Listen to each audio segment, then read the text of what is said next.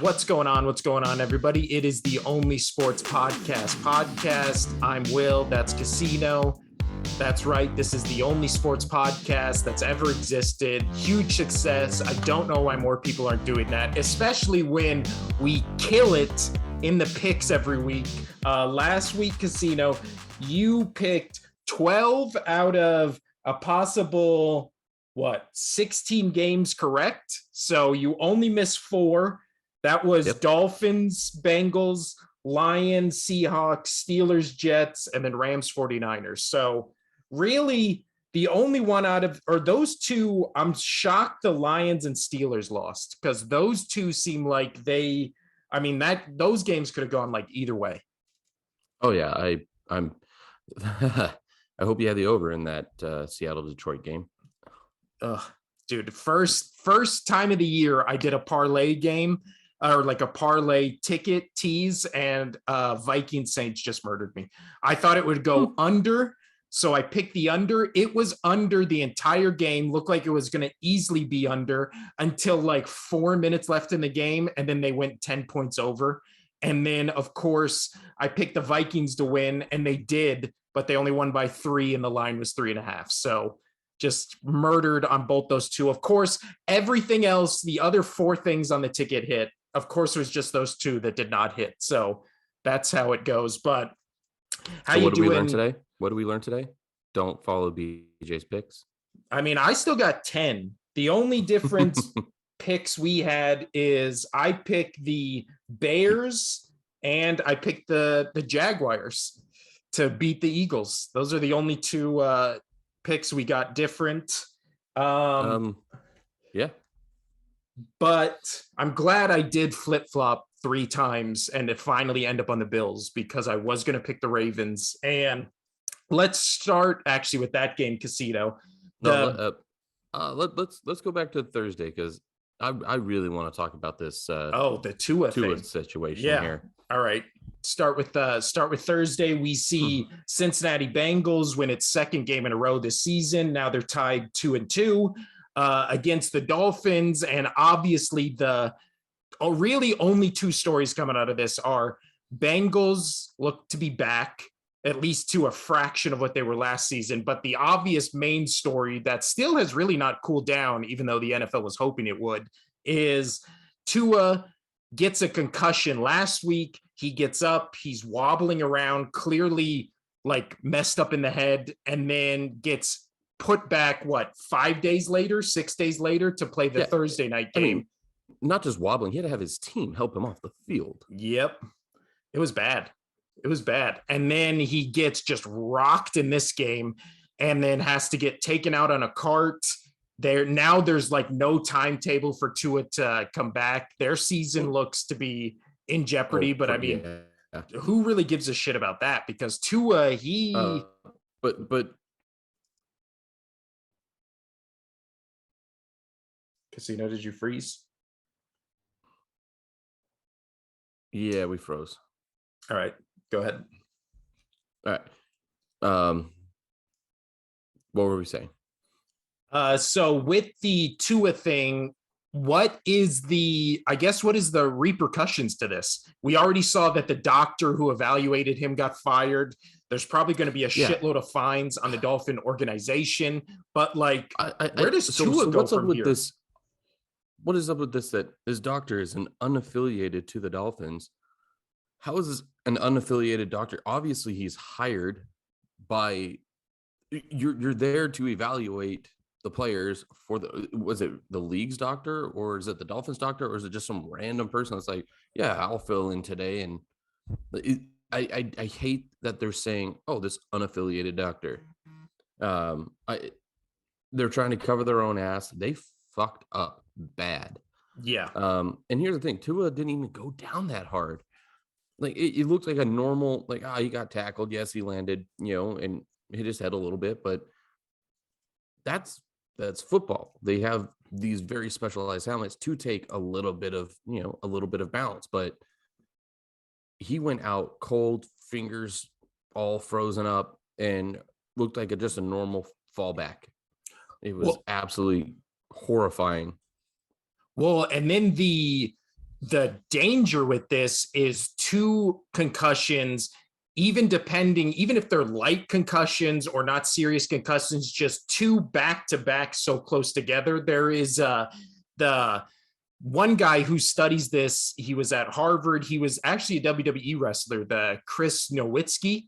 He used to be in wrestling, but he had to retire from wrestling because he got so many concussions, started going into like that field. And now he gives like lectures to teams and sports and different kinds of sports and all that kind of stuff about concussions. He came out before the game and was like, if Tua plays tonight, this is like a giant step back for concussion protocols and the NFL. And it's so dangerous that he's playing tonight. If he takes one more hit, it could be like end of his career. And literally he sent that tweet before the game even started. So then the game starts. It's the only televised game, right? Thursday night game. Everybody knew this going in. If you follow football even a little, that Tua had a concussion on Sunday. He's in there Thursday, gets knocked out relatively early in the game, and it looked bad. It looked worse. There's all these reports coming out now that he shouldn't have even flown back on the team playing with a concussion. Oh, yeah. You're not supposed to be flying with concussions. Like, you can't play, you can't get 2 back-to-back. So he should have been on like a really safe, like they should have put him in the bubble boy giant bubble thing just to make sure his head didn't even come close to hitting anything. Like, this might be, I mean, in the football, world of it, like he might be out the rest of the season. He might be out a month, 2 months. This could be the end of his career. I've also seen comparisons to, obviously we saw all that shit with Antonio Brown. I sent you those links where he was like going fucking crazy. Apparently, some people are connecting that hit that Antonio Brown took from, I think it was Vontaze Perfect in the Bengals Steelers game, like a long time ago, where he just got knocked out cold.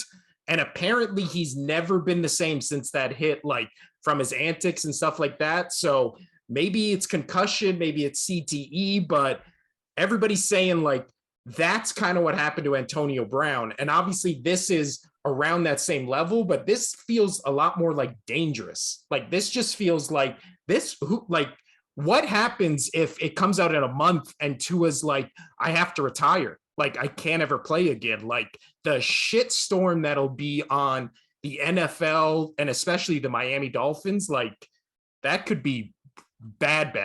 Because then you get the government involved and like people are going to have to testify before Congress, and like it'll probably be like a huge thing, which it's already a huge thing.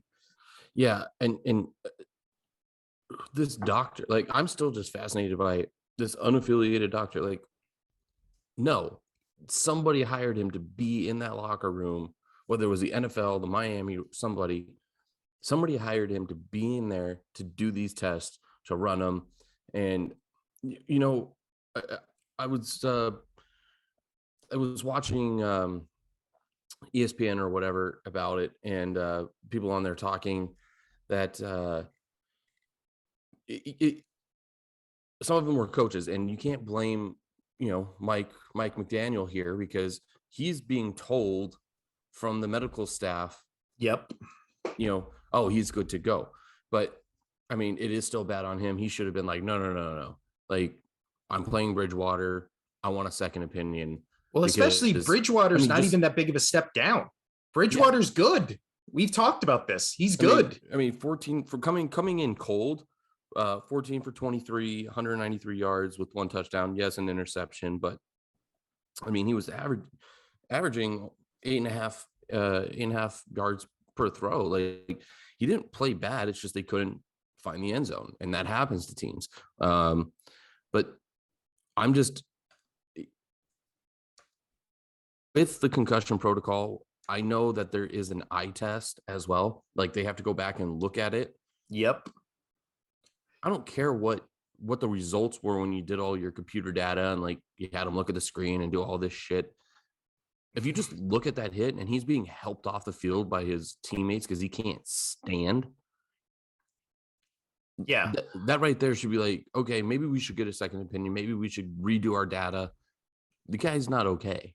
The second he stands up and you see how wobbly he is and he has to be helped off the field, like, I don't know how the red flag doesn't go up of like, he has a concussion. You've seen multiple games throughout the NFL ever since they started getting like paying more attention to concussions, where the second there's even like a smell of somebody who has a concussion, it's like he's out for the game, right? Like, to let him play a week later, like, or less than a week later, like on the Thursday. And again, this is so magnified just by, if Bengals Dolphins was the 10th game on Sunday, like, this is less magnified than it being the only Thursday night game and everybody's watching it. Like, and there was obviously the intrigue with the Dolphins were undefeated. So there was more eyes to it. And it's just, I don't know. Dan Patrick has actually been doing really good this week with getting former players on and asking them, like, have you ever had a concussion? I don't. He does a radio show, not a podcast. I've seen clips of his on YouTube, but again, it's a radio show, not a podcast. I don't know why he doesn't do a podcast. We're the only ones. But he has had a bunch of players on there this week, and he always asked them, like, did you ever have a concussion? Did you always play with a concussion? And he kept bringing up this story where Hines Ward used to say when he would get rocked and he thought he would have a concussion, instead of grabbing his head, he would grab his leg, because he knew that they would sit him if he had a concussion. And if they thought it was a leg injury, they would let him back in the game. So, and every player they came on there, they had Rodney Harrison, they had a couple other guys on there who were always like, oh yeah, I got a concussion. And then I would go back in the game because I knew like they wouldn't let me play if I had a concussion. So I would say it was my leg, my arm, my shoulder, my back. That's what they were trying to say with Tua on Sunday. Remember, they were trying to say it was a back injury. It was his back. And it was like, what back injury makes it so you're all wobbly and can't stand up? Like, that's, I don't know. But again, this is one of those things where you can't take the players. Like, I don't care what the player says. If they say they're good or not, like, if it's a concussion, like, that's the kind of shit you can get a surgery on your leg, surgery on your arm, like sit out for certain injuries. Like, when it fucks up your mind, you might not know it fucked up your brain for fucking 10 years. Like, that's all the CTE shit. Like, fuck, man. That's just brutal. Yeah. Ugh. Yeah, that game bothered me. So I'm okay with losing that pick because, I mean, that shook the NFL world. That shook the world pretty much. I'm not trying to say there's other things. There's not other things that are more important than football. Obviously, there's plenty. But, I mean, people are going to talk about this. Yeah. This is going to go a long way, especially if Tua down the road turns into an Antonio Brown and, whipping his dick out in front of people in Dubai. Dude, that video is so weird. Let's just touch on that for a second. Okay. Like, yeah, what the fuck is going on with Antonio Brown? Dear Lord. Oh, like, man. Is it in the territory where it's like you can't even make fun of him because there's clearly something wrong there? Or is it still on the fence about that? Because how do you just go that crazy? At this point, I thought he was just being a dick for a while. I think he's just done. I think his mind's fried. I mean, he played forever with the Steelers, and he was a drama queen a bit, but he never was this bad. He was never this bad. And yeah, he's wildly out of control. And it's after this latest incident where I really do think that there is something cognitively wrong with him. And you kind of feel bad. You almost pity him now because it may not be under his control. Yeah, no, it was sad. I mean, only silver lining is it's got a huge dong. So, that's, I mean, and plus it's like to just, it's like to get that on video. All the other stuff was weird. It was just like, what are you doing? Where he's like, kind of like trying to choke the chick with his scarf. And then he's like putting his ass on her head. And it's like, I'm still not clear if he knows her or if that was just a random woman in the pool. Like if it's a random woman in a pool, like it's in Dubai, so they're probably like, who gives a shit? But fuck, man, like just But all right, we can move on to less serious talk, but I feel like we had to talk about it. Like I feel like coming out of week 4, that's the biggest news story, right? Like because that transcends football, not the Antonio Brown thing, but the Tua head injury thing. Like, dear God. And can we talk about real quick? The absolute best quarterback in that game was Boyd. He had that 1-for-1 reception, 23 yards. Well done. Well done. All right. Anyway, moving on. But now let's move on to the most important game this past week, Casino. My Philadelphia Eagles, the only undefeated team in the NFL, just whooping that Jaguars ass. EAGLES, Eagles, Eagles, Eagles, fly, Eagles, fly. So I watched. Go Birds. Go Birds. So I watched this game immediately, like within the first 6 minutes of the game. The Jaguars are up 14-0, and I could already hear in my brain the keyboards clacking from every person who's a fan of every other team being like, told you, Eagles are overrated, they're garbage, they're trash, they haven't played anybody, blah, blah, blah. And then the Philadelphia Eagles decide to just be like, oh, okay, now we can start playing football. And they put 29 unanswered points. It should have been more. It could have been more. The Jaguars get like a garbage time touchdown to come close or to come within 8 points. And then the Eagles defense shuts him down again. Trevor Lawrence fumbled the ball. Oh, God. I think he fumbled it 4 times. I believe so. Let me look it up. Fumbles lost. Yes, so the Jaguars fumbled 4 times. Eagles didn't fumble once. So everybody's saying it was like the rain and the weather, because it was like raining and a monsoon basically the entire game. It had to be miserable to play in this, but interesting how. What? It looked cool. Yeah, I mean, it did, but it was raining heavy and hard the entire time. Interesting how that didn't affect anybody on the Eagles team, because I've already seen this only happened because it was that weather and all this kind of stuff. Well, apparently only the Jaguars are playing in that weather, because the Eagles, there was a couple dropped passes here and there, but besides that, no fumbles, held on to it the whole time. What the Eagles did, they ran the football. And how do I know that? Going back to my fantasy team, it's because none of my fantasy players got a passing touchdown. But yeah, you pretty much did it all on the ground. I mean, Hurts was 16 for 25, 1 interception, 204 yards. Like, that's not that good through the air, because guess what? It was raining. It was crap. Nobody wanted to. And that one interception was like the 3rd or 4th pass of the game that got bounced in the air, caught, and returned for a pick 6. So I mean, that was a bad interception. I mean, rushing, Sanders, 27 attempts for 134 yards. I mean, 27. And then Jalen Hurts ran for 16 times. They were running the football. They were just running the football. Yep. And Kenneth Gainwell had that great touchdown run towards the end to kind of like put the game away.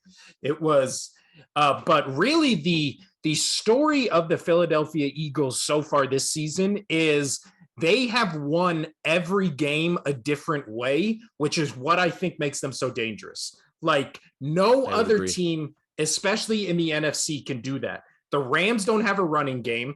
49ers, you have either hot or cold Garoppolo.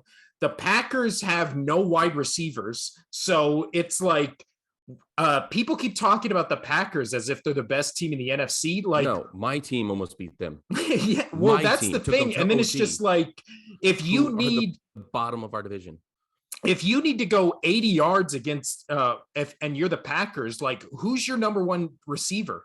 Like Alan Lazard would be the 3rd best wide receiver on most teams. Like it's just, they don't have anybody. And Rodgers, the second things start going bad, he shuts down. So it's like, and Rodgers was playing. I mean, we'll touch a little bit on this game, but just Hoyer, going back to concussion, he got a concussion. he was out immediately. They told him he's out for the game. So we had our third string quarterback out there, and he almost beat Rodgers in Lambeau. So yeah, Green Well, Bay, not their record. You say the Broncos were the best 2-1 team, but now 2-2 team out there. Or no, I said they were the worst. Yeah, that's what I mean to say. The worst of those. No, the Packers are the worst team with the best record out there right now. They're a 3-1 horrible Packers team. Anyway, continue. I'm sorry. Well, no, I agree with you, and we'll get to the Packers Patriots game. But last thing on the Eagles is with their defense was the question mark, and so was Jalen Hurts. Both of those two elements of the team have stepped up. I mean, this was the Vikings game was the Darius Slay game. Completely shut down Justin Jefferson, got 2 INTs, like completely shut down Kirk Cousins. The Washington Commanders game was the defensive line because they got 9 sacks, completely shut them down. This game was the Hassan Reddick game. He had 4 tackles, 2 sacks, 2 tackles for a loss, 2 forced fumbles, and 2 fumble recoveries. Like, that's absolute just domination by one player. And that's then defensive player of the week, guaranteed. Oh, yeah. And then you also had Darius Slay. What the story of this game is really Darius Slay was out for most of this game because he had, I think, a groin injury or something like that. But James Bradbury is maybe on Slay's level or just slightly below it because he has been just a lockdown corner this year. He made the game-winning interception, and then Hassan Reddick made the game-winning like fumble and fumble recovery. But just this defense steps up. A different section of the defense steps up every game. This week, the offense, it was all Miles Sanders. Like, then you had the AJ Brown game. Then you had the Jalen Hurts game from everywhere. It's like you have the Dallas Goddard, who's had big plays in every game. It's like, this is maybe the best Eagles team I can remember since even the Super Bowl team. It was like, that was more of a surprise than this one because that team was just like, how are they doing this? This team was loaded at the start of the season and has just been blowing people out of the water. I totally agree with that Super Bowl game. I mean, it was my team versus your team. Sucks my team lost, but I was happy that your team won. But like just to touch on that, you saying they weren't that good? They weren't. The Patriots defense forgot how to play. They should not have put up that many points against Belichick's defense.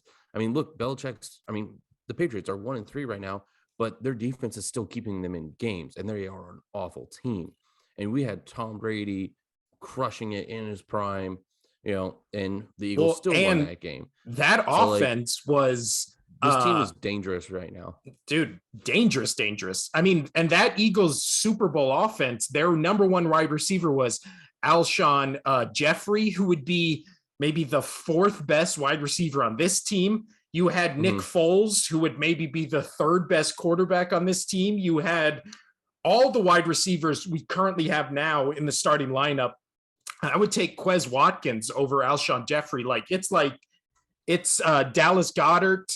So Tony Gonzalez came out and said he was the best tight end in the league. Like, just crazy. So there's something. I mean, we all know there's something in the water in Philly, but now I guess there really is something in the water in Philly. Yeah. I can't wait. So yeah, you asked me last week, and I said they are too legit to quit, dude. And I'm very happy with that pick. So it begs the question. We'll get to our picks next episode, but you could just answer this: are you believing? They have never. I just learned this. They have never beaten the Arizona Cardinals. I think either in Arizona or just altogether. They've never beaten the Arizona Cardinals, and they play them next week. So they have a real good chance of winning the next 3 games. They play the Cardinals, the Steelers, the Cowboys. So those are 3 winnable games. They should win all 3 of those games. But like we saw last week with the Colts and Chiefs, like Chiefs look like the best team in the league today, but last week they lost to maybe the worst team in the NFL. So any given Sunday, that's why they say it. But I mean, I'm a believer in this Eagles team, but how far they can go, I still have questions, which actually, before we get into more games, Casino, is there, we've seen every team we thought was going to be the best team in the league stumble. Is there a great team this year in the NFL, or is there just a bunch of really good, and bad teams? I think really good, bad teams. I mean, the only argument you can protest for is the Eagles being the great team. And you hit it perfectly. They've done it many different ways. I don't recall the last time the Eagles have came back from a 14-point deficit to win a game. I mean, they used to not have the weapons to. Like it was just, I mean, yeah. So they've done it through the air one game. They've done it on the ground one game. Their defense is just lighting it up, just absolutely lighting it up. Sacks galore. You mentioned they had the 9 that one day. They had 4 this last game, and they could have had more. So far, it's 4 games where I haven't seen I mean, outside of the weather, that was a weather issue. And then they got their shit figured out. But outside of that, I don't see any chinks in this team right now. I'm thoroughly impressed. I mean, yes, Detroit, gave them a game that week, but Detroit can put up points. Look what they did this week. They have the number 1 offense in the league, Detroit. Yeah, so it's and they're 1-3. What? Well, they have the 32nd ranked defense, which is insane. I've never seen a team that has the number 1 offense and the number 32 defense, and that's why they're losing games. Like that is insane. Has that ever happened before? That's fucking crazy. I don't know. I wish there was more podcasts out there so we can go and refer, but there's just not. Ugh. All right. Sadly. All right, let's move on then. But let's see. So, I mean, we thought the AFC would be world beaters. Everybody is either 2-2, 1-2, or 1-3, except for the Dolphins, Bills, and Chiefs. Like that's it in the AFC. The Ravens seem to have the Detroit problem where they just can't stop anybody. Their defense is just rough. In the NFC, you have, who would have thought this? The NFC East, the Eagles are 4-0, the Cowboys are 3-1, the Giants are 3-1. Like, how the hell the NFC East became the best league in football? I'm the smartest man alive. It's on record. Because I picked the Giants on record that I'm the smartest man alive. That is true. That is what we said.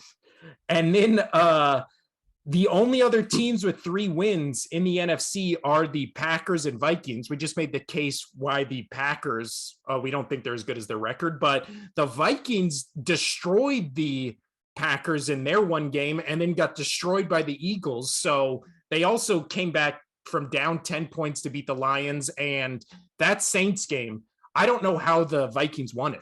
The Saints look like they controlled that entire game, and yet the Vikings win. I have no idea. I'll tell you this: everybody that bought tickets in London to go see that game, they got a game. That was a good game. It was thrilling. A lot happened. So let's just move to that game since it was the early morning game. Last thing on the Sunday. Eagles won this at the Eagles halftime bar. At that, they do a halftime raffle. Won this with my ticket at halftime. Look at that, 2 shot glasses, Casino. They look plastic, bro. They're hard So glass. for all those viewers that are just listening, they are real, and they're nice too. They're very nice. Man, so you told me to come down there. You could have won something. You could have won these. Maybe you would have got my ticket. Who knows? But all right, keep going. If I would have won those would have ended up in a very bad place. My mouth? Yeah, probably. By the way, the only jersey, I don't, for my viewers, I don't buy jerseys. I'm just not a jersey guy. I have one Tom Brady jersey, one Patriot jersey, and it is the Super Bowl against the Eagles. So I have not worn it since that day, and it's just in my closet haunting me every time I look at it. Do you want it? Do you just want it? Do you want it? I want to hang it up in my house. Okay. So you can laugh at it every day? Yeah, okay. I'll say it's a game-worn jersey, but the game will be you wore it during the Super Bowl. So that's all right. But Minnesota, New Orleans. The only thing you have to do is you have to give me those shot glasses. Deal. Okay. I'll trade you that. Yeah. All right. I'm not trading my jersey. I'm sorry. All right. Anyway, all right. Let's go to let's go to that game. Yeah. All right. So Cousins, not too bad. 25 for 38, 273 yards, 1 touchdown, 1 interception. But I mean, the big story is Dalvin Cook ran 20 times, only for 76 yards too. But that's a lot of rushes. And let's move over to the Saints. Well, on the Saints side, the big story is that apparently Alvin Kamara was go for this game until 4:30 a.m. in the morning. So of course I wasn't up. I didn't switch him out of my lineup. So he was out, got 0 points in my RB1 slot on my fantasy league. So thank you, Alvin Kamara. Did you win or lose? I lost. Me too. But so I didn't have anybody on my bench. We were gloating about how good our fantasy was, but how bad our picks were. Well, we showed ourselves, didn't we? Well, the one that screwed me on my like main league where I'm like dominating, I'm like 100 points ahead of second place, and I was undefeated except for TJ Hawkinson, the Lions tight end, who got like 40 points and just I lost by literally 10 points. Nobody else on his other team did anything good, but Hawkinson cost me the game by being 10 points better than Travis Kelce. Travis Kelce got 20 points, doing fantastic. Doesn't matter. Lost by 20 points, or I lost the game by 10. Son of a bitch. All right, go on, Casino. Well, I'm glad I got this one right, though. Vikings, I still think they look like a good team. What I'm most impressed about is how they fight till the end of the game. That's how they've won a couple games now, is they will play till that clock hits 0. And I mean, they could easily be 1-3, but now they are 3-1. Yeah. Because they actually kept at it and they kept to their game, their style. They've done fantastic. And you know what's surprising for the Saints? Andy Dalton getting in there. I would take Andy Dalton based on this game over what I've seen from Jameis. 100%. 20 out of 28, 236 yards, 1 TD, no interceptions. I'm actually extremely impressed with Dalton, and he hit 2, 4, 6, 8 different receivers in that game. So yeah, I was very impressed with the racket over there. Well, and then obviously this game ends on a double doink where the field goal hits 2 times and then bounces out. Only other time I've ever seen that Bears-Eagles game where I was at the same bar where I won these.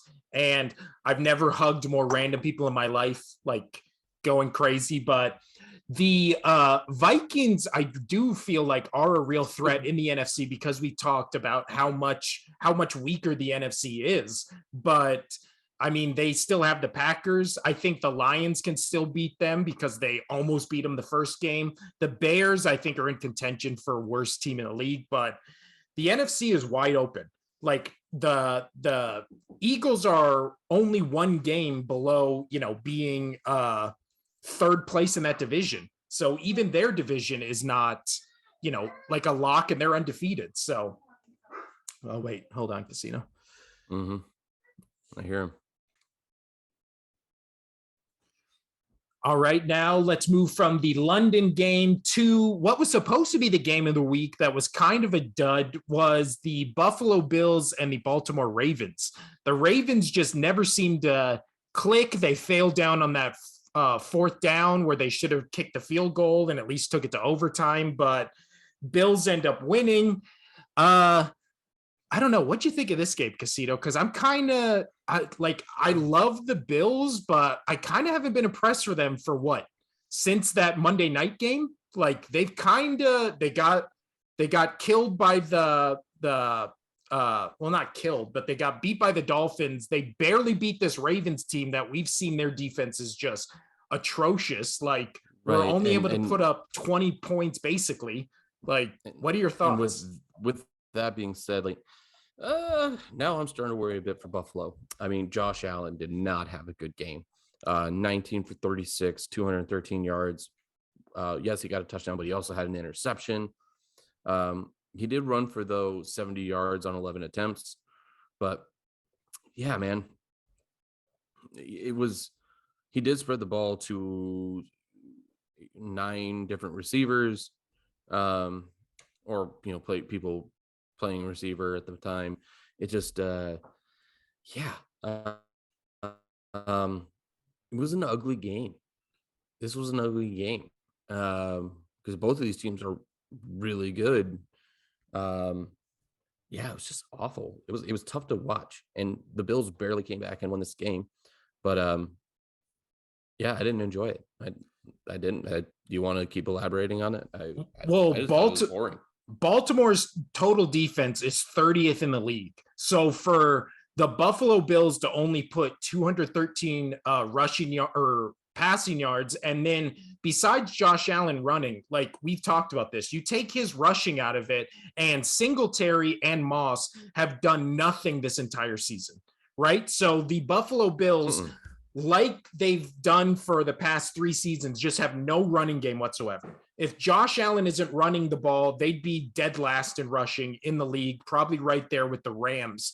So their lack of rushing and a rushing attack is still a concern, but now their concern is that Josh Allen seems to have just cooled off since that Monday night game where everybody was like, the Buffalo Bills are the best team in the league. Like, Josh Allen is invincible. He can do no wrong. And he's playing the 30th defense where Tua put up 6 touchdowns and like almost 600 yards on him, and he can barely move the ball up and down the field. Like, I watched this game.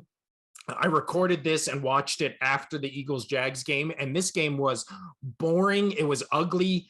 Lamar Jackson took a real hit to his MVP conversation because he just had an awful game. Like, again, thank God he has the rushing ability, because the passing in this game, I mean, he was 20 for 29, but he had 2 INTs and only 144 yards. Like, not a good day passing. And it wasn't like this was a weather situation. Like, this was just a bad game by both teams against defenses that, I mean, the Buffalo Bills have a top, let's see, they are, the Buffalo Bills have the number 1 defense in the league. So you are playing the number 1 defense and the 30th defense, and both teams just look like they can't do anything offensively, which is concerning. Like, especially in a wide open, what turned out to be a wide open AFC. We thought at the beginning of this season, the AFC was going to be the way better than the NFC. That's not the case. Everybody's 2-2 or 1-3. Like, the Bills and the Dolphins are 3-1, but the Dolphins, who knows what happens to their team now? The Bills, I mean, the Jets look decent. Your Patriots look decent. Like, no, the Patriots are in the bottom of the damn division. Yeah, but they're one of the many teams that could easily be 3-1 or 2-2 or 0-4. Like, everybody this season seems like they are 1 or 2 plays away from being the exact opposite of what their record is. Like, so that's a good point. They don't play in an easy division. And, again, we talked about it. Are they the best team in the NFL? Are there any very good teams to great teams in the NFL, especially in the AFC? I have no idea, because everybody's now saying the Chiefs, but we just saw the Chiefs struggle to put up 3 touchdowns against the worst team in the NFL. So who knows? Anything else to add on this game, Casino? Not really. Let's move on to another NFC East game, which was the Cowboys versus the Commanders. Really, the only thing coming out of this game, I have 2 questions for you. Dak Prescott or Cooper Rush, and is the Dallas defense legit? I'll answer that first one. Dude, Rush, he's undefeated as a starter in the NFL. 4-0. Yeah. My only that's pretty crazy, but it doesn't matter how well he does. Yeah, I mean, he was 15 for 27. They're going to be like, oh, you're almost only just above 50% on your completion to attempts, but you still put up 223 yards, 2 touchdowns. You know, you let Elliott, again, not that good. Elliott 19 times, 49 yards. It's awful. But you let, they still put up 25 points. You're not going to be able to replace Dak, though. You have spent way too much money on him. Yep. They have to save face. Dak, when he becomes available, they're going to put him back in there. But should they? If we'll see. As of right now, with his surgery on his hand, on his finger, I don't know. So this is what I'm going to say: is they're going to put Dak back in whenever he's available. If he has a bad 1 or 2 games, they will say, he's done. We got to pull him out right now. His finger got re-injured, something, just to save face so they could put Rush back in. But they're not going to come out and say, oh, Dak, he's not the better quarterback. We need to get rid of him. Or, we need to start Rush. This is not going to be a Drew Bledsoe, Tom Brady situation. No.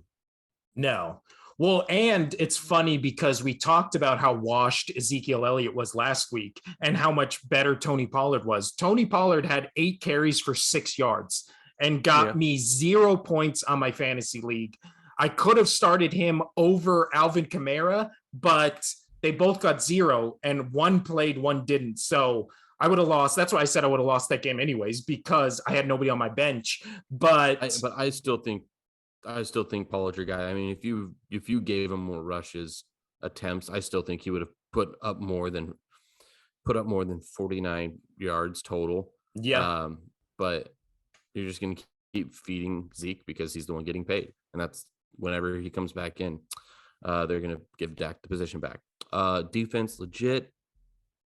They're the top. They're number 7th ranked defense in the league. I mean, they're not a bad defense. They're not a bad defense, but you've also got to see who they've played. They've so they played the Bucks with a Tom Brady not, looking all that great, but guess what? Tom Brady still won.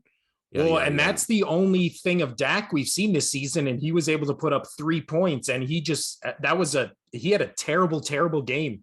That's the game where he got knocked out of, but do you honestly think he would have came back and done anything against that defense? Because when he was in the game, he went 4 for 29, 134 yards and 1 interception. Right. So in week 6 and week 7, I'll be able to give you a better definitive answer, because then they're going to be playing the Eagles at Eagles, and then they'll be playing the Lions as well.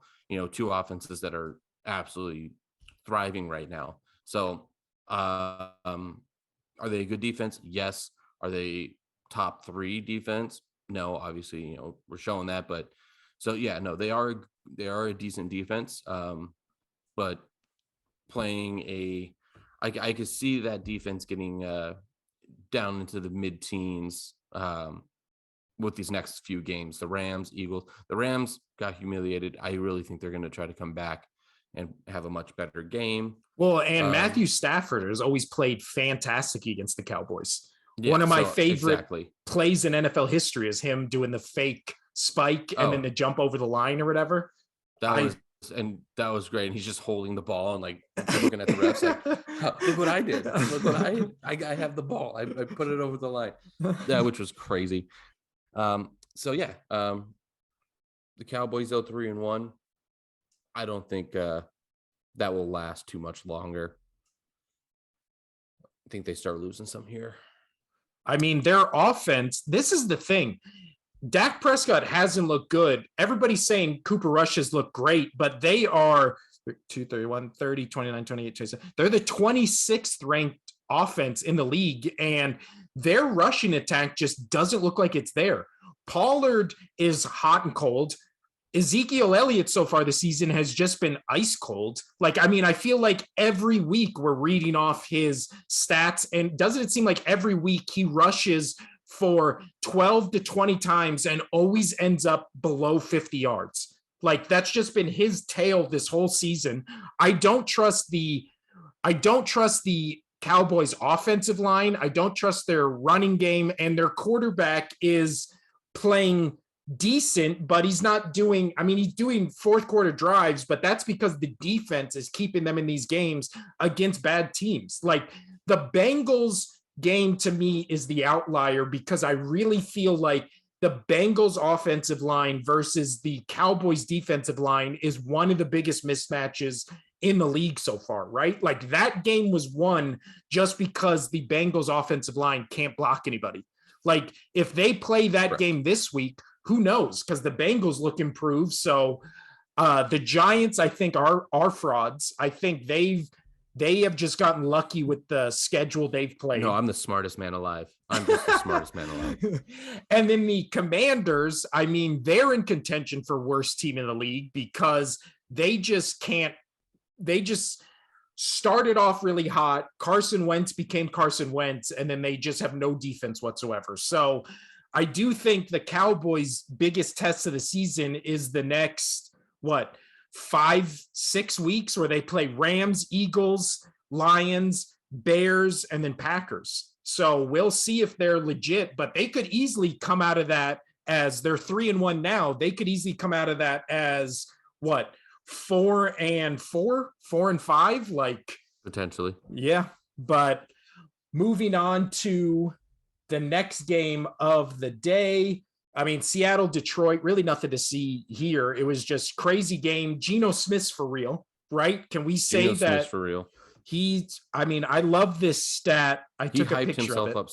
He hyped himself up so much after that first victory that it's kind of scary to see how good they're doing right now. Well, through 4 games, Geno Smith, 77% completion percentage, which is nuts. 1,037 yards, 6 touchdowns, 2 INTs, a 2-2 record. The person they traded away, Russell Wilson, 61% completion percentage, 980 yards, 4 touchdowns, 1 interception, and a 2-2 record. So by all accounts, Geno Smith outplaying Russell Wilson with the same team that apparently Russell Wilson said was garbage or going to be garbage. Like, and we already told the tale of Detroit. Best offense in the league, worst defense, and that's how you end up 1-3. But again, they're 3 or 4 plays away from being 3-1, 4-0. Oh, yeah. Like, I think the Lions are legit. I really do. I do too. My buddy is a Lions fan, and I watched a little bit of that game with him on Sunday. I went to a different bar during my kid's nap, not your bar, because it's only 5 minutes down the street. But met him there, and he's all down on himself. I'm like, buddy, like, they're scoring. They're going to be a good team. Like, their record, they're going to make the playoffs. Like, I really think that they will. They're doing a damn good job. I mean, they just are 1-3, but you're fine. They get to the 15th best defense in the league. They're 3-1. Like, this is a 17-game season. Like, there's time. And again, NFC's still wide open. Everybody's within a game of each other. Like, they could easily, in 3 weeks from now, we could be saying, like, the Lions have won 3 games in a row, and now they're tied for first at the top of the NFC North. Like, it's still early. This is an early season. But the team that's really interesting in this is the Seahawks. They're 2-2. They're tied for first with everybody else in the NFC West. Everybody thought, us included, this was going to be a rebuilding year. This was just going to be tank for number 1 pick or a top 5 pick. They're right there. They're 1 game away from being in first place in this division. And I don't know how they're doing it. It's just Geno Smith. Like, how are they doing this, Casino? You said it, Geno Smith. It's crazy, the numbers they put. 77% completion rating. Dude, it's crazy. They put up the most points this week, 48 points. I mean, even if it's against the worst defense in the league, that's what you're supposed to do, right? Like, you're supposed to put up points on the worst defense in the league, and that's what they did. Like, Geno Smith was lighting it up. They let Geno cook. How come nobody started that? It was all the Russ Cook thing. But 23 for 30, 320 yards, 2 TDs. Rashad Penny, 17 rushes, 151 yards, 2 touchdowns. And then DK Metcalf, 7 receptions, 150 yards, 10 targets. Like, they're putting the ball in their playmakers' hands, and their playmakers are making plays. Like, I like this Seahawks team. I like this Lions team. This was a fun game. Like, this was a fun game, especially when the Lions started just coming back there. Man, that was a joy to watch. I mean, Lions put up 22 in the fourth. Like, that was fun. That was again fun. I think the Lions are good. I mean, if they are able to keep this pace up, like, who knows, maybe later this year, maybe next year, like, they're a legit contender. Like, they have weapons, they have an offense. They just need a average defense. Literally, that's all they need. And their defense to be average. Like, don't be the worst in the league and you'll be fine. And you know, so I mean, Goff going over from, you know, getting switched over from the Rams, like, Goff's still a quarterback that took a team to the Super Bowl. He's not bad. Yep. No, I don't know why everybody wrote him off as he was garbage. He was the second pick in the draft. Because it was LA. Yeah, I don't know, but Matt Stafford did like 3 or 4 plays that offseason, and he won a Super Bowl. That Rams Patriots game, like, that game was pretty damn close. Like, Jared Goff, we could be talking about the same way we talk about Stafford now, but that whole game was just a defensive game. Yeah. Anyway, moving on to Chargers, Texans. This game, Texans in contention for worst team in the league. Are the Chargers back, or did they just play a bad team? They just played a bad team. Like, I think I told you that when I picked the Chargers. I was like, no matter how many players the Chargers have hurt, it's the Texans. It's the Texans. I mean, the Texans were able to put 24 points on them. I mean, Chargers, they have holes. They have plenty of holes.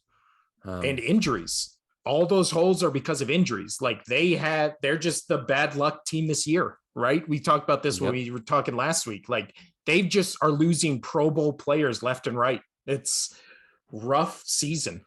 But that was an easy game, in my opinion. It's Houston. So next up, Titans Colts. Are Titans back? Number 1 in the AFC last year. Have they righted the ship? Have they figured it out? Or was it just the Colts being the Colts? Colts being the Colts. I mean, you had the past 2 years rushers. You had Henry and Taylor, and I mean, Henry came in and did work. Taylor did not. Taylor 20 attempts for 42 yards, and Henry 22 attempts for 114 yards.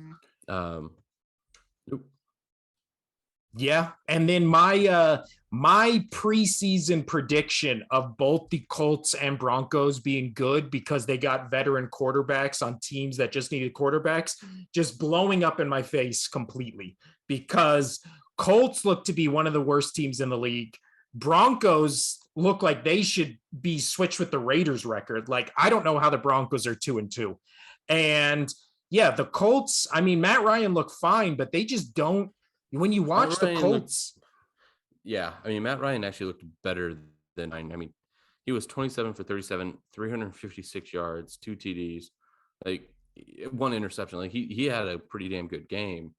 But he's just not fun to watch. He just looks like he's struggling out there just to move the ball. I heard the broadcasters during the game like, "Oh, is Matty Ice back?" And I'm like, no. Like, even that game against the Chiefs. The Patriots ruined his psyche. 28-3. Is that what you're saying? Oh, yes, that's what I'm saying. I mean, never been the same since. All right, Casino, you want to take a victory lap for our next game, which is Giants beating the Bears. You called it. No, it's the Bears. You said, don't throw the Bears off, and I was like, yeah, they suck. Now, the Giants aren't as bad as I had thought they were going to be this season, but they're still the Giants, buddy. They're, yeah. I mean, Jones only threw for 71 yards. 71 yards. It was all you talked about Saquon Barkley being their team. I don't know if you have it pulled up. You might already have it pulled up. If you don't, what was his attempts? Did you see? Do you have it pulled up? 31 yeah. times. 31 times. 146 yards. I mean, that's not that. I mean, you should put up more yardage for that many attempts. It's only a 4.7 average, but 31 times. They have no offense besides Barkley. Well, just show me the good Giants win. I can show you, everybody keeps saying the Eagles aren't as good as they are, but I can show you 4 wins in a row where they literally dominate teams. The Giants have won by 1 against the Titans, by 3 against the Panthers, or they lost to the Cowboys, and then they won by 8 against the Bears. Which of those games are you showing me as an example of the Giants being a good team? Because that's why none of those are good wins. No, that's why I've been trying to say they're still the Giants, but I picked them this week because they were playing the Bears. Yeah. Well, again, we talked about the Cowboys schedule. Like the Giants schedule the next month is Packers, Ravens, Jaguars, Seahawks. I could see them losing every single one of those games. All losses. I don't see a team that they could possibly beat. No, they could easily be 3-5 after that stretch. Like maybe they get one of them, but they're still 3-4. There's no way. You cannot make one case for me that they beat 2 of these teams.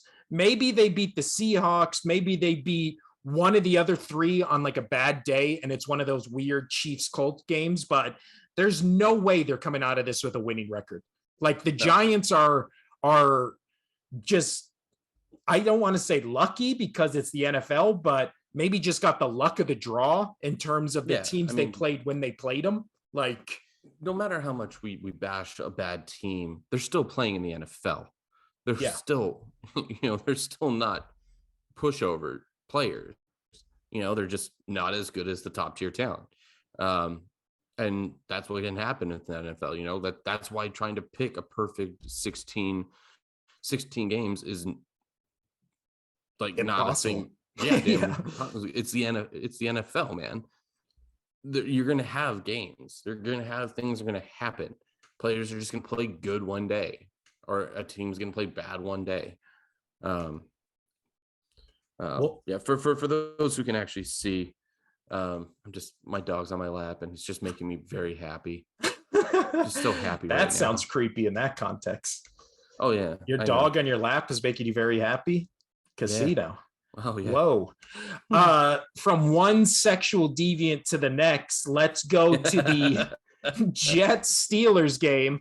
Our boy, this podcast's favorite quarterback in the league, that motherfucker, literally that motherfucker, Zach Wilson. He was back 18 for 36, 252 yards, 1 touchdown, 2 interceptions. He also rushed for 15 yards. Playing against, we talked about this last week. It is, we kept being like, why are they not putting Kenny Pickett in? Why do they keep doing Mitch Trubisky? He's been average at best. He's been okay. Well, they decided they'd seen enough of of Mitch Trubisky. 7 for 13, 84 yards, 1 INT. Then they brought in Kenny Pickett. I didn't watch this game for a single second. Did Mitch Trubisky get knocked out of the game, or did he get benched? I'll be honest, I didn't either. This game didn't really have any draw to me. I was too busy watching pretty much your game. From all the looks of it, I haven't heard anything about an injury. So I'm assuming he just got benched by a rough game. It looks like they say replaced. So yeah, they took out Mitchell Trubisky after 4 weeks to put in Kenny Pickett, who came in through 3 INTs, 120 yards, went 10 for 13 and lost to the Jets. But So here's the thing. You take away those 3 interceptions. Yeah, I know 3 interceptions, not good. But you take those 3 interceptions away, he's got a perfect complete. Well, he does have a perfect completion rating. He went 13 for 13, but 10 for 13 over the 7 and 13, 84 yards for Trubisky. You were trying to hype me up on Trubisky. You're like, he's not that bad. was Garbage. trying to hype him up. Just straight garbage. But let's see. So who do the Steelers play next weekend? They play, let's see, their schedule is they play the Bills. Dude, this is going to be rough. They play the Bills, the Buccaneers, the Dolphins, the Eagles.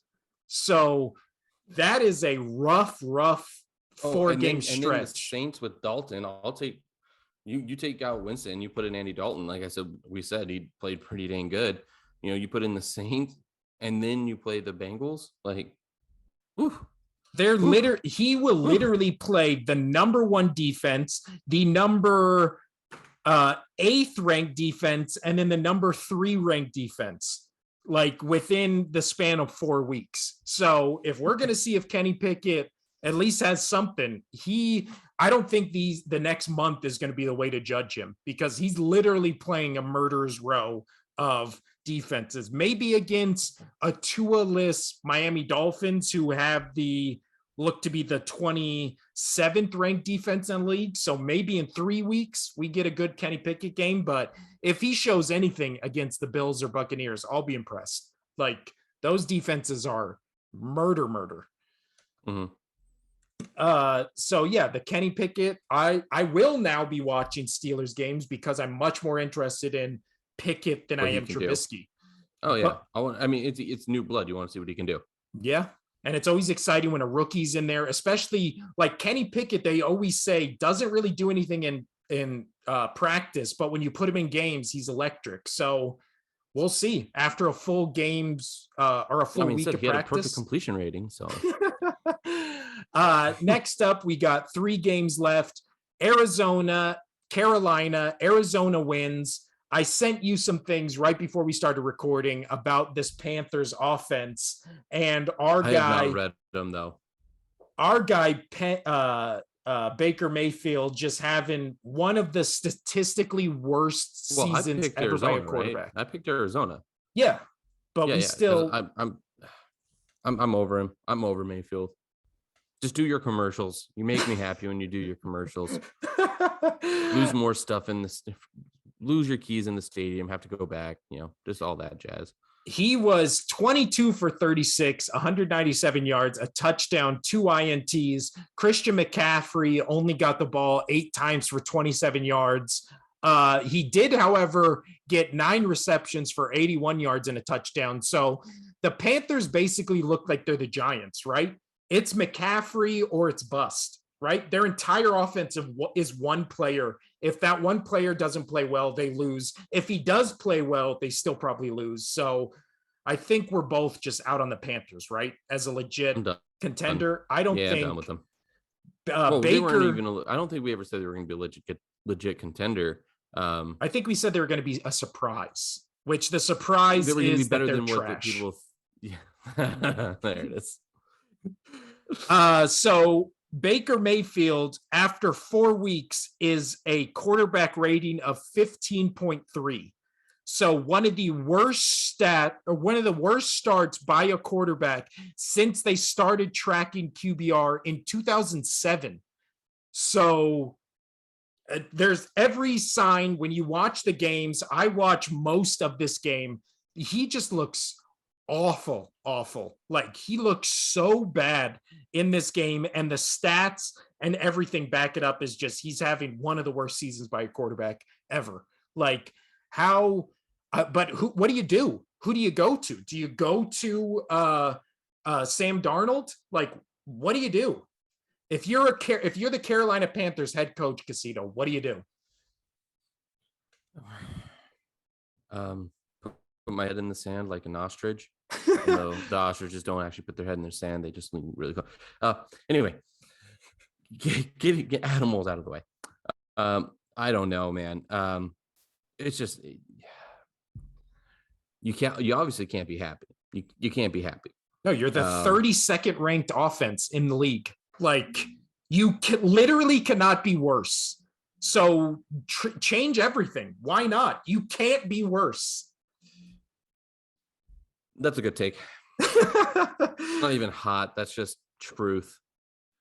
Well, and their defense is middle of the road. Like, they're literally, I believe, the 15th or no, they look to be the 20th ranked defense. So if I'm the head coach, I literally just start putting in resumes to be a coordinator somewhere, because you've had enough time. He's had what, 3-4 years, and this is what you come out with. Like, Christian McCaffrey being back made me and a lot of other people be like, the Panthers are going to be a sneaky good team in a weak NFC, but still in a weak NFC, they're one of the top 5 worst teams in the league. Like, it's rough. But finally, we get to the game I know you've been dying to talk about. Patriots Packers. The Packers win in OT. They started Zappy, which is a name I did not think was a real name. I watched most of this game, Casino, because it was. I think it's just Zap. Zap. Is it Zap or Zappy? I don't know. I'll honestly, I heard it so many times and I still don't know. I said it last. I mean, he was a nobody coming in, and yes, I am still a fan. People, I know them by their first name. This is Bailey, so I go by first names here. All right, you're the resident Patriots expert, Homer fan. Talk me through this game, Casino. What happened? Well, I do think that Mr. Bailey Z over here, 100%. Obviously, he's got the starting job right now with Hoyer being out with a concussion, and who knows how long for the high ankle sprain with Mac Jones. But when everybody's healthy again, I think he 100% took the backup spot and replacing Hoyer. He was 10 for 15, 99 yards, 1 touchdown. He looked good. And yes, he did have a fumble in there. But again, what have I been saying this entire time about the offensive line? They let the blind sides happen, and he gets rocked and ball comes out. And thankfully he didn't get hurt, because if he got hurt, our 4th string quarterback, God, I hate it. The 4th string quarterback for the Patriots, Jacoby Myers, he's still out with an injury. I don't know what will happen. So we brought in Gilbert, an old quarterback that used to that I don't honestly know who this guy is. But we brought him in as the current backup for Zap right now. Zappy, Bailey. Zappy.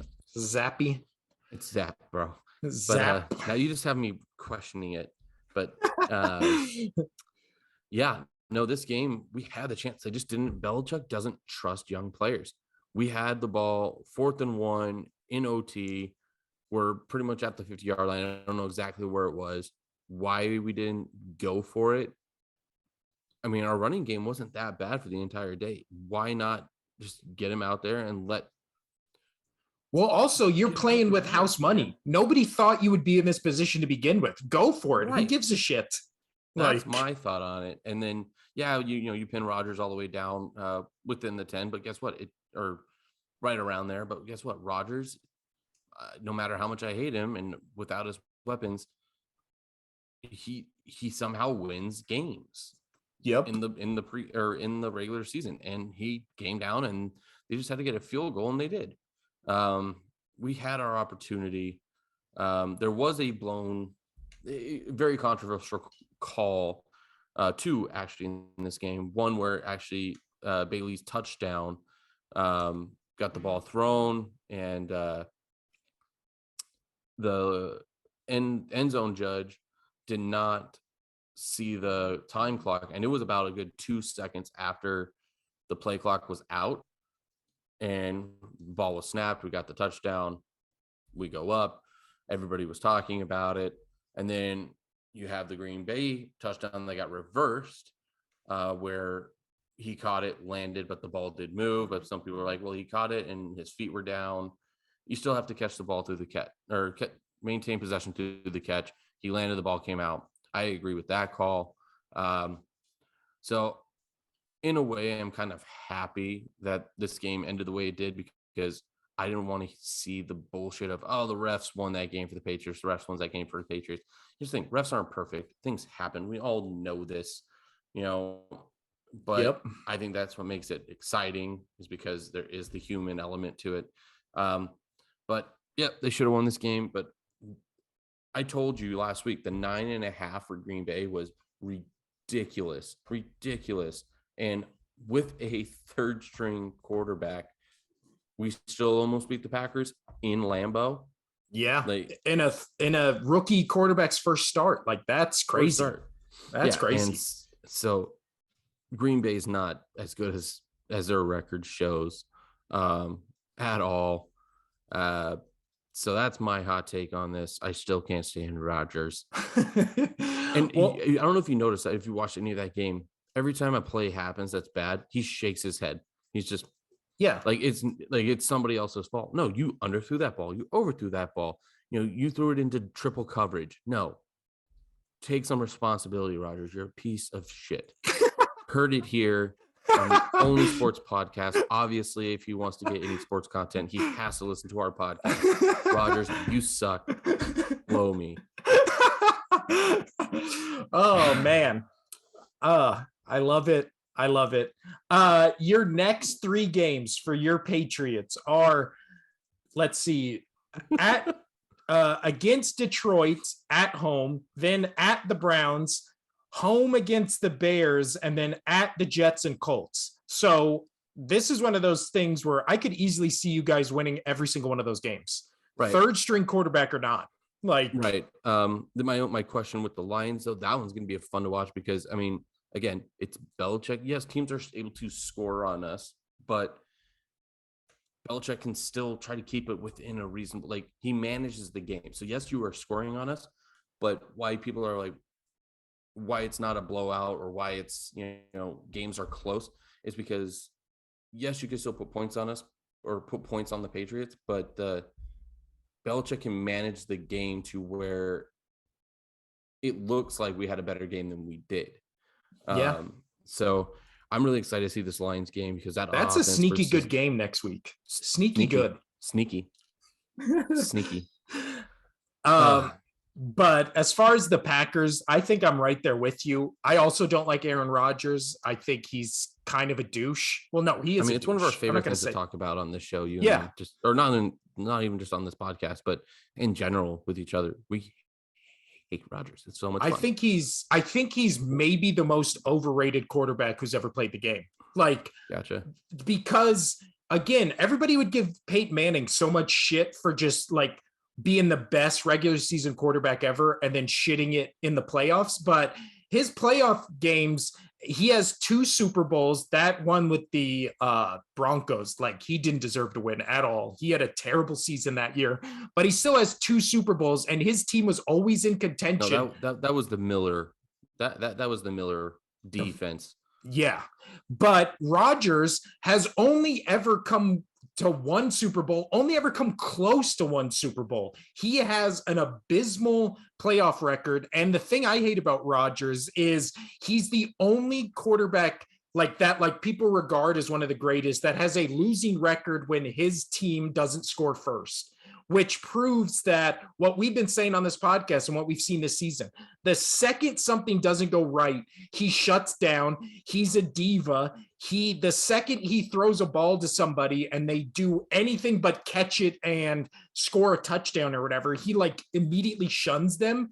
And we've seen it multiple times this season where he'll throw it to a young guy. The young guy will drop it or mistime the route or something like that. And then Rodgers doesn't even look at the guy for the rest of the game. It's such just anti-quarterback behavior where it's just I'm going to do what's best to win. He just seems I'm going to do what's best to win as long as I'm okay with how we're winning, which is fucking weird. For a Hall of Fame quarterback, Down with Rodgers. Down with Rodgers. Let's go to. I'm gonna have to pause you right there. Kid's getting up. I gotta make her lunch. All right. I know we have only a few more games. No, we have one game left. Oh, which one? The Broncos Raiders Monday night. Oh no, wait, no. We have 3 games left. So what, you want to take how much? 10. 10? Okay. 10. Something to get her up. I can throw something on a plate for her to get her fed. All right, yeah. 10 minutes. We'll be back. All right, we are back from Casino doing dad stuff to talk about the last 3 games this week. The shocker of the week, Casino, everybody's favorite Super Bowl pick, the Denver Broncos, lost to the winless until this game Las Vegas Raiders, shockingly pulling the upset on the best team in the league, the Denver Broncos. Thoughts on this game, Casino? That was a lot of Josh Jacobs. Yeah. Josh Jacobs show. Yeah, what was here? 28 attempts, 144 yards, 2 touchdowns. He had the long for 43. So a pretty big portion of his yardage right there. That's pretty much a third of it. But yeah, and then Carr didn't look that bad. 21 for 34, no picks. But he rushed for 40, 188 yards. So he did what you were supposed to do as a quarterback, protect the football. And he pretty much just let Josh Jacobs do his thing. Well, and then got Davante Adams involved. I was going to say, yeah, then Davante Adams is 101 yards. Got him involved pretty well. So, I mean, yeah, pretty impressive there. I mean, but Vegas played what we expected Vegas to play like. Yeah. Sorry and for those listening if they can hear my kid over here eating. But the Broncos just continue to be tied with 5 other teams for the most boring offense to watch in the league. Like, their coach was an offensive coordinator. You would think he would have his system, his offensive identity in play, but Russell Wilson just looks like a shell of himself. He had a good game, but if you watch that game, the stats are show a different story than how he was playing in that game, because it's like he just now will either take the check down or just throw the ball into the ground when the play just starts like 2 seconds after the play starts. After he hikes the ball, he gets literally 3 seconds to look, and if he doesn't see exactly what he likes, he just immediately bails on the play by either spiking it into the ground or throwing it off to the flat, because how he got to 237 yards watching that game, I will never know. Apparently, he has just stopped trying to be like dynamic in the passing game, because you saw him, even his last 3 seasons in Seattle, he was taking risks, taking deep shots, running around, trying to make something happen. Now it just looks like because he's just throwing the reason he has got so many yardage, one of them his receivers had long receptions here. That's really the only reason. It was an entertaining game for a Sunday night game, it was a Sunday night. No, game. The Sunday night was Chiefs Patriots. This was like late afternoon, but yeah. I got to work while it was still on, so it was fresh in my head. But we came out with this outcome. There was Broncos were going to win. The Raiders were actually going to show up and get their first victory because their season depended on it. Josh McDaniels' career, unless he wanted to go to college ball, depended on it. Yeah. All right. But yeah, so I bailed last week on the Broncos as my Super Bowl pick. This week, I'm all out. I don't trust the Broncos at all. I think their record is how they're 2-2 and the Raiders are 1-3, especially after watching that game. Like, Derek Carr just looks like an infinitely better quarterback than Russell Wilson. And nobody was saying that before this season at any time in these two guys' careers. But Derek Carr still looks like he's hungry, like he's a leader, like he's trying to win games. Russell Wilson now in all games with the Broncos so far, he just looks like he's showing up and then going home and doing cringy TikToks or stupid commercials, or he just looks like he's all in this now just for everything outside of actually playing football. Because when he plays football, it is rough, man. This game was rough to watch. I kept switching between this one, your game, and the Cardinals game, but I watched way too much of this game to just be like, do anything but just shit on Russell Wilson, because man, Denver Broncos look rough. They look rough, man. All right, let's move over to the Sunday night game, the Kansas City Chiefs versus the Tampa Bay Bucks. The score ended up being 41-31, but this game felt much closer watching it than the final score indicates. But Kansas City pulls it out. Obviously, everybody loses their shit over Mahomes doing just crazy shit with the football. Are the Chiefs back, Casino? Are they back as the number one team in the AFC?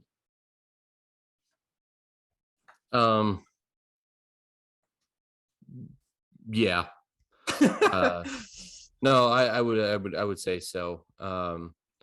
It was, nice to see the Bucks though actually put up some points, but no, I do think Kansas City's back there. I mean, that one game they could easily be 4-0. They had that debacle of a horrible game to give the Colts a win, but no, I think they're back. And yeah, I think they, with the panic mode in Buffalo right now, needing to figure out what's going on, because there's no issue on that team and why they're not doing well. They're just not. They're just not playing well. Yeah, it's so weird. So I mean, I would take the Chiefs right now, but obviously I'm sticking to the Bills. Well, we're also getting the Chiefs Bills game, I believe. Is it next week? No, in 2 weeks we're getting the Bills traveling to Kansas City. So I don't see how, you know what? I just lost Casino. He's having issues here. So I guess I'll just finish up these last two games. So with continuing with the Chiefs Buccaneers game. All right. Well, I'm just going to sit there while Casino tries to join back. But if he can't join in, let's just keep doing this right now. So as I was saying, the Bills play the Chiefs in 2 weeks. It's going to be at Arrowhead. So I agree with Casino. I think the Chiefs are back. I think they've clearly cemented themselves as the cream of the crop in the AFC. I think the game against the Colts was an outlier, not a rule, obviously, because we just saw them play the number one defense, or I believe it's number two defense, right? Because the Bills are number one. So the Tampa Bay Bucks are the 9th ranked defense. So just drop 41 points on a Bucks defense that I actually think is better than the 9th ranked defense. I think they, have shown that the Kansas City Chiefs are here to play. Let's see. Patrick Mahomes at 23 for 37, 249 yards, 3 touchdowns, 1 INT. But I really think the biggest surprise of this Chiefs offense is we obviously knew Patrick Mahomes would do great this season. There was no reason for him not to. There was question marks with Tyreek Hill, but I think that had more to do with, will they give up those cheap touchdowns? Will they not get those cheap touchdowns anymore? And they basically don't anymore, but that really hasn't stopped this offense from cooking. They still have Travis Kelce, 9 receptions, 92 yards for 1 touchdown. But the breakout for me, at least, has been Clyde Edwards-Helaire. He was a disappointment. I feel like since he's come to the league, and this finally seems like the season where things are starting to click, where he's finally being the running back they hoped he would be. And that's the big difference between the Bills and the Chiefs, right? The Bills have a great defense, great offense with Josh Allen, even though it looks to be rocky the past couple of weeks, but they've never had a running game. The Buffalo Bills have never had a running game. The Chiefs have never had a running game, but they look like they finally have solved that issue, where Clyde Edwards-Helaire has finally looked like the running back that can lead a team in rushing and be a featured back. So 2 weeks, it's going to be real interesting with the Chiefs. I'm not going to be picking against them next week because they play the Raiders, and the Raiders look good, and for some reason, the Raiders have just had the Chiefs' number, so maybe I will have to think about that. But the Raiders being in Arrowhead, I don't know. I think the Chiefs are the cream of the crop in the AFC, maybe in the entire NFL, but yeah, that's why we play the games, right? Let's move on to the Monday night game where we saw the San Francisco 49ers win 24-9 against the Rams.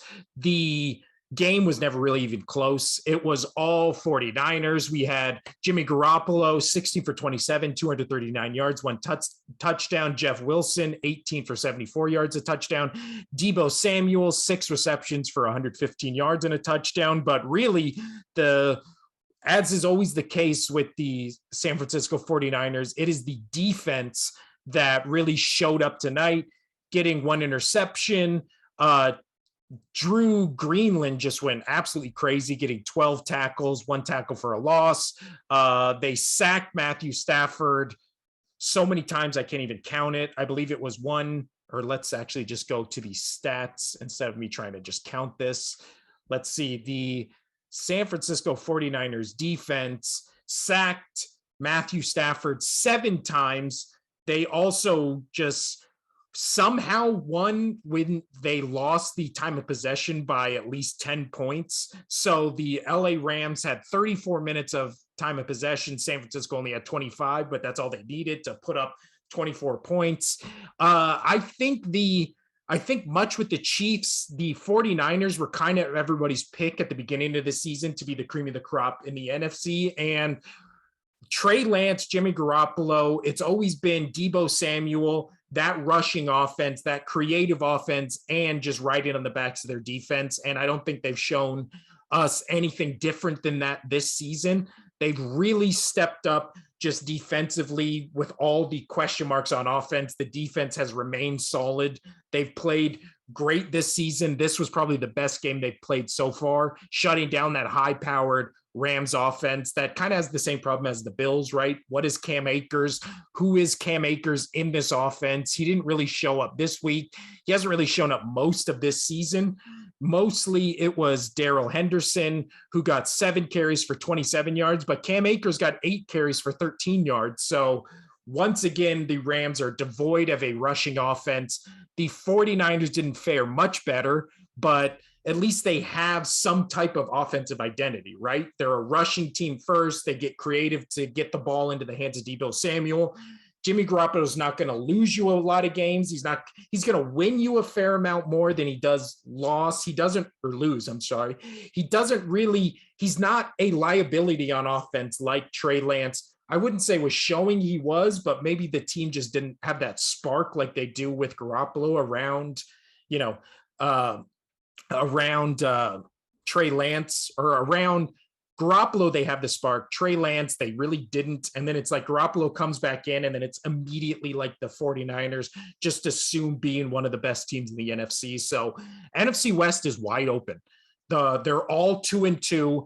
They all are within one game of each other, obviously. So yeah, I don't know. I don't know what to make of this division. I still think the 49ers are, let's see. Let's go to, Sorry. Let's go to division. This is normally where Casino would talk and I would pull this up, but we're obviously having technical difficulties. So yeah, everybody in the NFC West is 2-2. The 49ers are currently at the top of that division. They just whooped the Rams, and I think there's a lot of question marks with the Seahawks and the Cardinals in terms of consistency. Can those teams be consistently good? I don't trust the Cardinals at all. They just look like a mess, and Kyler Murray looks like he's improvising on every offensive play every single time he steps on the field. So I don't know if they can be consistent. The Seattle Seahawks look like maybe the dark horse team in this league. Let's see when they actually play this 49ers team. And then the Rams, again, they need to be consistent as well. They play as many good games as they do bad games. They just look completely outmatched on both sides of the ball. So yeah, interesting week in the NFL. Week 4 We will be back on Thursday. Hopefully Casino will work out his connectivity problems, and we will have our MLB playoff preview on Thursday, along with our predictions for Thursday football. We'll talk some college football as well. And then 2 weeks from now, or no, not this week, but next week, we'll do our NBA preview. So our NHL one as well. So MLB playoffs getting into effect, NFL starting to finish the first quarter of the season, and then we have NBA and NHL to talk about, along with college football, try to sneak in there. So yeah, big week in sports, big month in sports. So stay right here on the Only Sports Podcast. He's Casino. I guess he would be on this side, Casino. And I am Will. This has been the Only Sports Podcast.